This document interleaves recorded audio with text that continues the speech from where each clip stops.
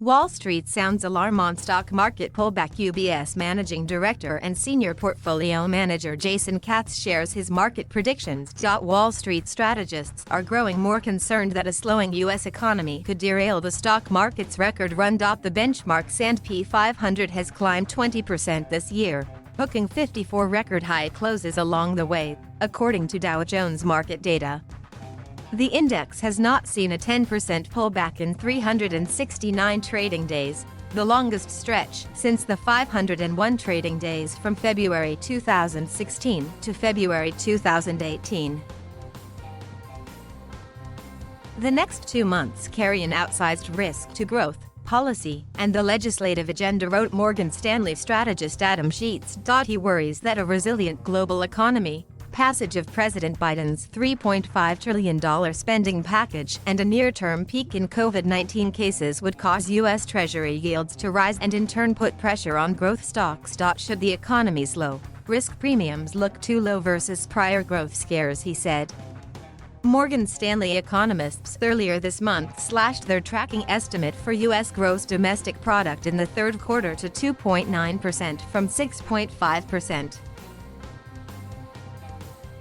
Sheets lowered his outlook for U.S. stocks to underweight, noting his preference for European and Japanese equities. A team of Bank of America's strategists led by Savita Subramanian says its internal indicator shows stock market sentiment is all but euphoric and closer to a sell signal than any point since 2007. Worries include wage and input cost inflation squeezing margins, record high interest rate risk, and valuations that leave no margin for error.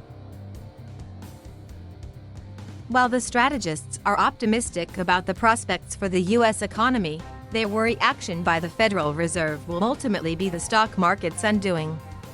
The Fed's balance sheet expansion is responsible for more than 50% of equity returns since 2010, they said. The B of A strategists on Wednesday raised their year-end SandP 500 target from 3,800 to 4,250, or 5.85% below current levels. Still, others believe the SandP 500 can keep setting new highs. UBS strategist Keith Parker says a 10% rise in forward earnings over the next 6 months, a decline in COVID-19 cases, a still strong economy, fiscal spending outpacing taxes, and the ability to absorb a 50 basis point rise in bond yields will help propel the SandP 500 higher through the end of next year. He raised his year-end target to 4,650 but conceded that a sell-off is likely in the coming weeks as investors grapple with higher yields, taxes, slowing data, and other headwinds. Looking ahead, Parker sees further gains into next year. We forecast SandP 500 EPS to rise to $60 in Q2 22, inclusive of a tax hit, which would support 5,000 plus for the SandP on a 21x trailing PE, he wrote. Slower economic growth in H2 22 though and a flattening out of quarterly earnings at $60 accordingly should mean that gains are front-loaded net year.